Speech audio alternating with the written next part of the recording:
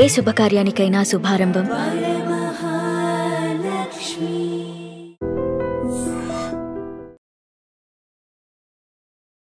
పది మంది ఎమ్మెల్యేలపై అనర్హత వేటు పడింది. మరి సుప్రీంకోర్టు 3 నెలలు గడువు ఇచ్చినా గానీ స్పీకర్ దానికి స్పందించలేదు. మరి ఏమంటారు మీరు ఈసారి? ఏమనేది ఉంది, స్పీకర్ చేతిలో నిర్ణయం ఉంది. ఇప్పుడు సుప్రీంకోర్టు కూడా ఏం చేయలేదు. స్పీకర్ తలుచుకుంటే అనర్హత వేటు వేయగలడు. ఎలక్షన్స్ కి వీళ్ళు 10 మంది ఎమ్మెల్యేలు రావాలి, లేకపోతే ఆయన ఇష్టం మీద ఉంది. ఎందుకంటే రూలింగ్ పార్టీలో వీళ్ళు చేరిపోయినాక అది క్వశ్చనే లేదు. మళ్ళీ ఎలక్షన్స్ వస్తాయనేది క్వశ్చనే లేదు.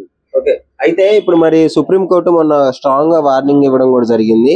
మీరు మీ బర్త్డే న్యూ ఇయర్ ఎలా సెలబ్రేట్ చేసుకుందాం అనుకుంటున్నారు, బయట లోపల అని చెప్పేసి ఇండైరెక్ట్ గా చెప్పడం జరిగింది.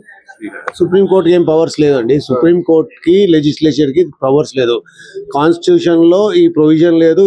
ఈ ఎమ్మెల్యే ఇటు దుంకిపోవచ్చు, ఒక గవర్నమెంట్ లోకి వెళ్ళి ఒక గవర్నమెంట్ లోకి పోవచ్చు, ఎక్కడికైనా పోవచ్చు.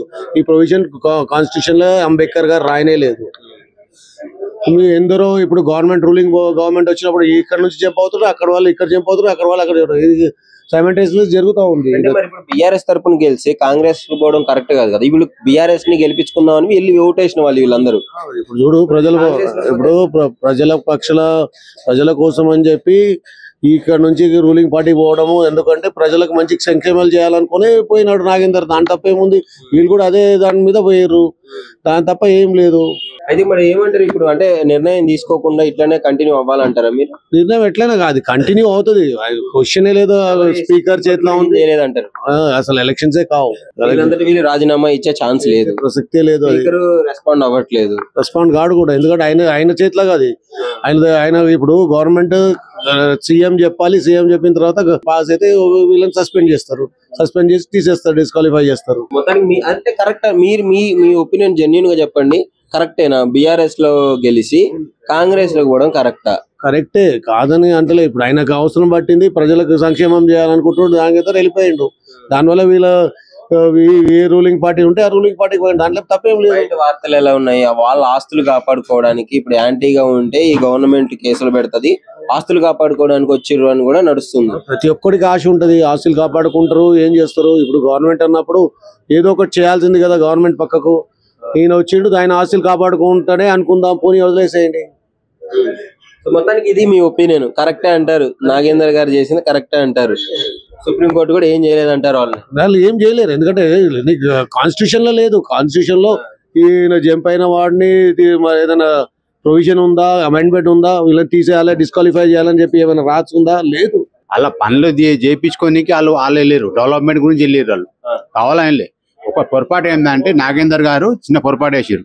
టీఆర్ఎస్ లో ఉండి కాంగ్రెస్ బీఫామ్ తీసుకోరు, అది ఒక్కటే పొరపాటు. ఎంపీకి లేవడాడు ఆయన చేసింది ప్రజల గురించి వెళ్ళిండు. ఆయన ప్రజల దానికి ఇప్పుడు బయట వర్కింగ్ ప్రెసిడెంట్ కేటీఆర్ గారు అయితే కేసు వేసి ఇప్పటి వరకు కోర్టు చెప్పిన తీర్పు అయితే మరి 31 అక్టోబర్ 31 3 నెలలు గడువు ఇచ్చింది. కోర్టు అధికారాన్ని ధిక్కరించినట్టే అవుతుంది. సుప్రీంకోర్టు నుంచి కూడా చెప్పడం జరిగింది. ఆ నిర్ణయం స్పీకర్ గా తీసుకోవాలి 10 మందిది. ఎవరు డిస్క్వాలిఫై అయితే అనర్హత పెట్టేస్తే 6 సంవత్సరాల దాకా ఎలక్షన్ లో పోటీ చేయడానికి ఉండదు. ఏ ఎమ్మెల్యేకైనా ఉండదు డిస్క్వాలిఫై అయితే. ఇప్పుడు స్పీకర్ కి ఆర్డర్స్ కోర్టు ఏమి ఇచ్చింది, సుప్రీంకోర్టు గిట 3 డిసెంబర్ దాకా గడిపించింది ఏదో ఒక నిర్ణయం తీసుకోమని చెప్పి. ఆ నిర్ణయం స్పీకర్ తీసుకోవాలి. ఈ 10 మంది రాజీనామా చేస్తారా లేదా తవ సంగతి అది. వీళ్ళు పార్టీకి వేరే కాంగ్రెస్ పార్టీకి పనిచేస్తారు. టీఆర్ఎస్ కి గెలిచి కరెక్ట్, వాస్తవమే. వీళ్ళు డెవలప్మెంట్ గురించి కాంగ్రెస్ లో పోయారు వీళ్ళు, అంతే.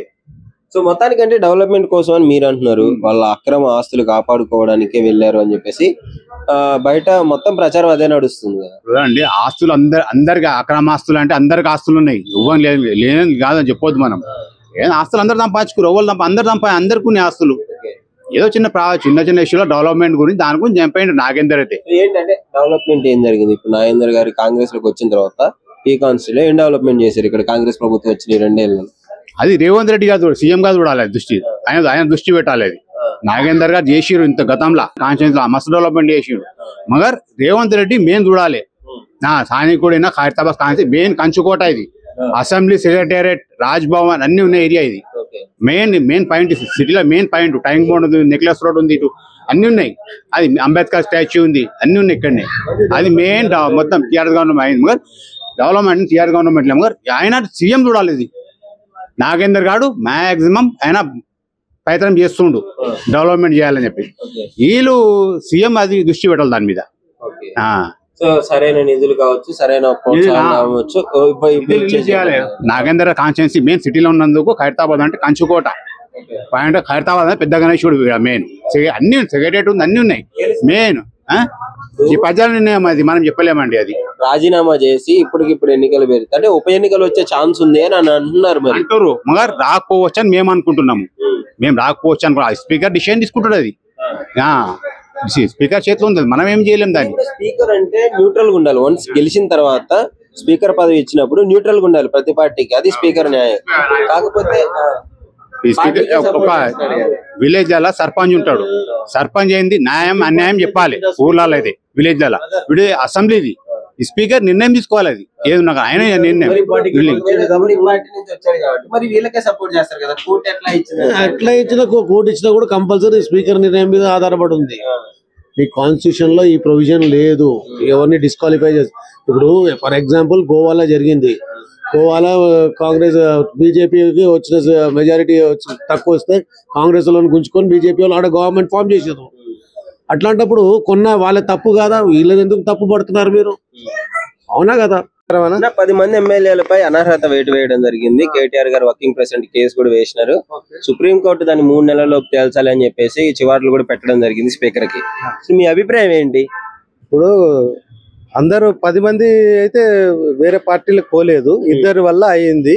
ఆ ఇద్దరి మీద అనర్హత వేటు పడినా మళ్ళీ వాళ్ళ ఎలక్షన్లు వచ్చినా కూడా రూలింగ్ పార్టీ వాళ్ళే గెలుస్తారు. వాళ్ళు చేసిన అభివృద్ధి కానీ ఇప్పుడు ఉన్న రూలింగ్ గవర్నమెంట్ వాళ్ళకి సపోర్ట్ ఉండడం వల్ల వాళ్ళు గ్యారెంటీ గెలుస్తారండి. అది అంటే వ్యక్తిగత పరంగా వ్యక్తికి ఓటేసే పరిస్థితులు ఇక్కడ ఉన్నాయంటారు. స్థానికులకు ఉంటది, ఎట్లా స్థానికులకు గెలిచే ఛాన్స్ ఉంటుంది. దానికి తోడు అధికార పార్టీది బలం కూడా ఉంటది కాబట్టి గ్యారెంటీ వాళ్ళే గెలుస్తారు. మా పార్టీలో గెలిచి అలా ఎలా వెళ్ళిపోతారు అనే వివరాలు. ఇంకోటి వెళ్ళింది కూడా వాళ్ళ ఆక్రమాస్తులు కాపాడుకోవడం వల్లనే అని చెప్పేసి వార్తలు వస్తున్నాయి. అవి ఇంటర్నల్ వార్తలు. ఒరిజినల్ గా అయింది మేము అభివృద్ధికి పోయినాము, మేము వేరే ఆపోజిషన్లు ఉంటే మా ఏరియాకు డెవలప్మెంట్ నిధులు రావు, నిధులు అవన్నీ రావని. రూలింగ్ తో సపోర్ట్ ఉంటే కొంచెం వాళ్ళ సహకారం ఉంటే ఏమైనా పనున్నా ఎన్నుకున్నందుకు ప్రజలకు ఏమైనా చేయడానికి ఇది ఉంటదని రూలింగ్ పార్టీ తోటి అట్లా మెమ్మకం అయిపోతున్నారు. డెవలప్మెంట్ అయిందా రూలింగ్ పార్టీలోకి వచ్చిన తర్వాత? వచ్చిన ఎమ్మెల్యేలు చేసినారా చేయలేదా డెవలప్మెంట్? 2 ఏళ్ళు ఇచ్చిన టైం. అప్పటి నుంచి చేస్తుంటే ఈ కేసుల అడ్డంకి వల్ల ఏం తేలిలేకపోతున్నారు. ఇప్పుడు వాళ్ళకి ఫండ్స్ ఎక్కువ ఇస్తుంటే ఏమంటారు, వీళ్ళు చేరినందుకు ఇస్తున్నారు, అందుకే దానివల్ల అభివృద్ధి ఎక్కువ జరుగుతలేదు. ఇవి ఒక్కసారి వాళ్ళకి క్లారిఫై అయిపోయింది అనుకోండి, ఇక్కడ పార్టీలు ఆ పార్టీలు ఉండడం వల్ల అది క్లారిఫై అయిపోతే వాళ్ళ ఫండ్స్ వస్తాయి, వాళ్ళ డెవలప్మెంట్ ఉంటుంది. ఫండ్స్ ఏమంటున్నాడు కదా రేవంత్ రెడ్డి గారు, మొత్తం ఊసిపోయింది, కేసీఆర్ గారు మొత్తం ఆగం చేసిపోయినారు, మాకు అప్పడినే ఊరు ఇవ్వట్లేదని ఆయనే చెప్తుండే. ఇప్పుడు అప్పైనా అంటే ఉన్న హామీలకు వాడుతున్నారు. ఇప్పుడు అప్పు మొత్తం ఫండ్స్ లేకుండా జీరోలో లేదు కదా. రెవెన్యూ వస్తుంటది, రిజిస్ట్రేషన్లలో వస్తుంటది, అన్నిట్లో వస్తుంటాయి. ఆ పైసలు చదువుకోపోవాలి. అంత తక్కువ ఉంది, మిగులు బడ్జెట్ ఉంది, తక్కువ ఉంది. దాని యొక్క ఫ్రీలాన్స్ లాగా ఎట్లా ఖర్చు చేసి చేయడానికి లేదనమాట. పట్టుకొని కట్ చేసి వాడాల్సి వస్తుంది. దాని వల్లనే కొంచెం అభివృద్ధి కొంచెం తగ్గింది అనమాట. అనర్హత వేటు వేసిన తర్వాత కూడా 3 నెలలు గడిగిస్తే ఇంకా రెస్పాండ్ అవ్వలేదు. అసలు దాని గురించి మీరు ఏమనుకుంటున్నారు? ఉప ఎన్నికలు వచ్చే ఛాన్స్ ఉందంటారా లేదంటారా? అంటే వాస్తవంగా ఇది కోర్టు పరిధిలోకి వెళ్ళిపోయింది. స్పీకర్ నుంచి స్పీకర్ గారి స్పందన కరెక్ట్ గా లేదు అని చెప్పి వీళ్ళు కోర్టుకు వెళ్ళడం, తర్వాత కోర్టులు దాన్ని సీరియస్ గా తీసుకోవడం జరిగింది. నిజంగా ఈ పరిణామాలన్నీ చూస్తుంటే ఉప ఎన్నికలు రాబోతున్నాయా అంటే, ఒక జూబ్లీహిల్స్ ఉప ఎన్నికప్పుడే మనం ఈ రకంగా చాలా ఇబ్బందులు పడ్డాం. ఇప్పుడు మళ్ళీ 10 స్థానాలు ఉప ఎన్నికలు వస్తే పరిస్థితి ఏంటి? తెలంగాణ పరిస్థితి ఎలక్షన్ కి ఇంత 2 తెలుగు రాష్ట్రాలు ఈటెక్కి దుమ్ము దులిపేశారు. ఇప్పుడు ఉన్న కాన్స్టిట్యున్సీలల్లా బై ఎలక్షన్స్ జరిగితే ఎలా ఉంటుందండి? ఎలా ఉంటుంది? మళ్ళీ ఎన్నికల వాతావరణం చాలా భయంకరమైన సిచ్యువేషన్ ఉంటుంది. లోకల్ బాడీ ఎలక్షన్స్ కూడా ఉన్నాయి. అవును, లోకల్ బాడీ ఒకటి ఉన్నాయి, అది ఇంకా కన్ఫర్మ్ కాలేదు. ఇప్పుడున్న పరిస్థితిలో ఎలక్షన్ రాకపోవడం మంచిది. ఎందుకంటే మరి కోర్టులు ఏం చెప్తాయో తెలీదు, వాళ్ళ మీద వెయిట్ చేస్తాయా లేకపోతే ఊళ్ళో పెడతాయా నాకు అర్థం కాదు. కానీ నిజంగా మళ్ళీ ఎలక్షన్ వస్తే మళ్ళీ ఖర్చుతో కూడుకున్న పని. ఏదైనా ఎలక్షన్ వచ్చిందంటే రాష్ట్రాలు కుదేలైపోతాయండి ఎక్స్ట్రా ఎలక్షన్స్ వస్తుంటే. ఎందుకంటే అంత భారీ మొత్తంలో డబ్బు ఖర్చు అవుతుంది, ప్రజా సొమ్ము కూడా ఖర్చు అవుతుంది. కాబట్టి మరి రాజకీయాలు ఎలా ఉంటాయనేది మనం చెప్పలేము. ఏ నిర్ణయం తీసుకుంటుంది నిర్ణయాన్ని బట్టి మాట్లాడాలి కదా. మన స్వతహాగా మనం నిర్ణయం చెప్పకూడదు. ఎందుకంటే కోర్టు పరిధిలో ఉన్నప్పుడు కోర్టు ధిక్కారణ అవుతుంది. అది కాబట్టి ఒకవేళ వారు సస్పెండ్ గురైతే ఖచ్చితంగా ఉప ఎన్నిక వచ్చే అవకాశం ఉంది. సరే, మొత్తానికి బీఆర్ఎస్ లో గెలిచి కాంగ్రెస్ లోకి వెళ్ళడము కొంతమంది ఏమంటున్నారంటే డెవలప్మెంట్ కోసం అని అనుకున్నారు, కొంతమంది వాళ్ళ ఆస్తులు అక్రమాస్తులు కాపాడుకోవడానికి అని చెప్పేసి కూడా అంటున్నారు.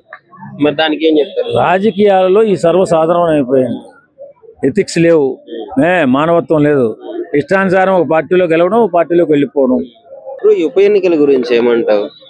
100% ఉప ఎన్నికలు వస్తాయండి. ఎందుకంటే 10th షెడ్యూల్ అనే ఉంది, ఏమని పార్టీ ఫిరాయింపుల చట్టం కంపల్సరీ ఉంది కాబట్టి 100% మాక్సిమం అయితే గిట్ట ఖైరతాబాద్ కంపల్సరీ వస్తుందండి. ఇప్పుడు ఇంకోటి స్టేషన్ గన్పూర్ కూడా అందరూ అంటున్నారు, కానీ స్టేషన్ గన్పూర్ అనేది అంటే యాక్చువల్లీ కడియం కావ్య గారు పోటీ చేయడం జరిగింది, శ్రీహరి గారు పోటీ చేయలేదు కాబట్టి 100% ఏదేమైనప్పటికీ కూడా అఫిడవిట్లో ఫిల్అప్ చేస్తాడు కాబట్టి కంపల్సరీ దానం నాయన గారికి అయితే 100% బై ఎలక్షన్ వస్తుంది. గాంధీ గారి గురించి అయితే పటాన్ చెరువు కానీ, షేర్లింగంపల్లి కానీ, తర్వాత భద్రాచలం కానీ అందరు కూడా, అదేవిధంగా చేవేల కాళయాదయ్య కానీ వీళ్ళందరూ కూడా ఏమంటారు అంటే జగిత్యాల కానీ వాళ్ళు మేము పార్టీలో పోలేదు, పార్టీ అభివృద్ధి కోసమే మేము కండువ వేసుకున్నాము, మేము కాంగ్రెస్ కండువ ఎక్కడానికి కప్పుకున్నటువంటి దాఖలాలు ఉన్నాయని చెప్పేసి అంటున్నారు. దాని విషయం చూస్తే నాకు మళ్ళీ అనిపిస్తుంది వీళ్ళు మళ్ళీ టీఆర్ఎస్ లకు పోతారా అని అనిపిస్తుంది. వాళ్ళు తీసుకుంటారా? ఇప్పుడు బీఆర్ఎస్ వాళ్ళు తీసుకుంటారా? 100% ఎమ్మెల్యే అంటే ఎవరికైనా అవసరం ఉంటుంది కాబట్టి తీసుకుంటారు. ఇంకొకసారి ఇట్లా అయ్యేదని లేదు కదా. ఇప్పుడు ఓడిపోయిందని వెళ్ళిపోయినారు, వచ్చిందని మళ్ళీ వస్తున్నారు, రేపు పొద్దున మళ్ళీ ఓడిపోతే మళ్ళీ వెళ్ళరని గ్యారంటీ. అందుకే కదా ఇప్పుడు మనం చూసుకుంటే మొన్న చూసుకుంటే గిట అక్కడ మనము తృణమూల్ కాంగ్రెస్ పార్టీలో బీజేపీ పార్టీ నుంచి గెలిచి తృణమూల్ కాంగ్రెస్ పార్టీలో కలకత్తా ఉంది కదా, అక్కడ వెళ్తే గిట్ట కూడా ఏమైందంటే అక్కడ పిటిషన్ కొట్టేసింది, అనర్హత వేటు పడ్డది. అదేవిధంగా మహారాష్ట్రలో కూడా అనర్హత వేటు పడ్డది. పడడం వల్ల 100% ఇక్కడ కూడా అనర్హత వేటు పడుతుంది. ఎందుకంటే నేరుగా సుప్రీంకోర్టే ఇలా స్పీకర్ గారికి ఆదేశాలు ఇచ్చింది, నువ్వు చేస్తావా మళ్ళీ మేము చేయమంటావా అని ఇంటెన్షన్ ఇచ్చింది. కాబట్టి 100% అంటే ఒకటి అనర్హత వేటు పడక ముందు వీళ్ళ గిట్ట రాజీనామా చేసుకుంటే గిట్ట వీళ్ళకి నెక్స్ట్ భవిష్యత్తు పోటీ చేసిన అవకాశం ఉంటుంది. లేదు అనర్హత వేటు పడితే మళ్ళీ 6 సంవత్సరాల వరకు భారత రాజ్యాంగం పోటీ చేయకుండా ఖాళీగా ఉండడం తప్ప. ఎందుకంటే వారికి వారు ఇచ్చే రాజీనామా వేసేయడం బాగుంటది, ఎందుకంటే వారికి గౌరవం దక్కుతుంది, ప్రజలకు కూడా మంచి అరే మా ఎమ్మెల్యే ఆ కాన్ఫరెన్స్ ఉన్నటువంటి మా ఎమ్మెల్యే కూడా మాట మీద ఉన్నాడు, అట్లా వేరే వాళ్ళకి ఇబ్బంది ఉండకుండా అని చెప్పి చేస్తారు. అంటే ఇంకో విషయం ఏంటంటే వీళ్ళు రాజీనామా చేసి పోటీ చేస్తే మళ్ళీ గెలిచే ఛాన్స్ ఉందంటారా? ఇప్పుడు వచ్చిన క్యాండిడేట్లు అందరూ ఏ నమ్మకంతో ఓటేస్తారు మళ్ళీ బీఆర్ఎస్? 100% అండి. ఎందుకంటే ఇప్పుడు మనం జూబ్లీ సెలక్షన్ చూసుకున్నాం, జూబ్లీ సెలక్షన్ చూసుకుంటే చాలా టఫ్ ఇచ్చారు టీఆర్ఎస్. ఏదేమైనప్పటికీ కూడా గ్రామ స్థాయిలలో కూడా టీఆర్ఎస్ బలంగానే ఉంటుంది ఎంతైనా. ఎందుకంటే ఇప్పుడు మనం చూసుకుంటే గిట ఇప్పుడు ప్రభుత్వ మన విధి విధానాలు, ప్రభుత్వ వ్యతిరేకత కానీ, అదేవిధంగా నెక్స్ట్ క్యాండిడేట్లు ఇప్పుడు 10 మంది ఉన్నారండి, 10 మందిలో ఒకటైతే కన్ఫామ్, 2 అంటున్నారు కానీ చెప్పాలి ఏదేమైనప్పటికీ కూడా టీఆర్ఎస్ పార్టీకి వీళ్ళు ఇట్లా చేసి పార్టీ ఫిరాయింపులని వాళ్ళు కూడా ప్రతిపక్షం వాళ్ళు కూడా బలంగానే ప్రజలకు నేరుగా తీసుకుపోతారు. వీళ్ళు చేసినటువంటి అరాచకాలు వీరు ఈ విధంగా గెలిచి మా పార్టీలో గెలిచి వేరే పార్టీలకు వేయరని చెప్పుకుంటారు. కానీ ఏదేమైనప్పటికీ కూడా కొద్దిగా మైనస్ ఉండే అవకాశం కనిపిస్తుంది. ఓకే, సో మొత్తానికి ఏమంటారు ఈ ఇష్యూ పైన? నిజంగానే ఆ స్పీకర్ స్పందించకపోతే ఏమన్నా ఇష్యూ అయ్యే ఛాన్స్ ఉందంటారా? 100% ఉందండి. ఎందుకంటే ఇక్కడ తెలంగాణ ప్రాంతం ఉన్నటువంటి పార్టీ అధికారం Congress party, BJP party, Congress మొత్తం బగ్గ శత్రువులు. 2 పార్టీలు ఉండే దేశం మొత్తంలో. వాళ్ళు ఏంటంటే బీజేపీ పార్టీ వాళ్ళు ఎవరికి సపోర్ట్ చేస్తారండి? ప్రాంతీయ పార్టీలకు సపోర్ట్ చేస్తారు, నేషనల్ పార్టీ కూడా కంపల్సరీ టీఆర్ఎస్ కూడా సపోర్ట్ చేస్తారు. వీళ్ళు కూడా అనర్హత వేటు పడే అవకాశం 100% ఉంటుందని చెప్పి తెలియదు. And for more videos, please subscribe to iDream. Please subscribe to iDream. Please subscribe iDream. And please subscribe to iDream. For more videos, subscribe to iDream. please like, share and subscribe to the channel. Congratulations, iDream. Subscribe to iDream. Subscribe to iDream. So subscribe to iDream Media. iDream ki iDream team andarki huge congratulations. Please subscribe iDream Media. Please subscribe to iDream. Subscribe iDream. Please subscribe to iDream. iDream అంటే నా కళల channel subscribe చేసుకున్న నోరు తిరుగుతలేదు, మీరైతే గంట గుర్తు కొట్టండి. For more such videos, please subscribe to iDream. Subscribe to iDream. Please subscribe to iDream. Please subscribe iDream Media. Please do subscribe to iDream. Please subscribe to iDream Media. For best entertainment and information, please subscribe iDream. And don't forget to subscribe to iDream.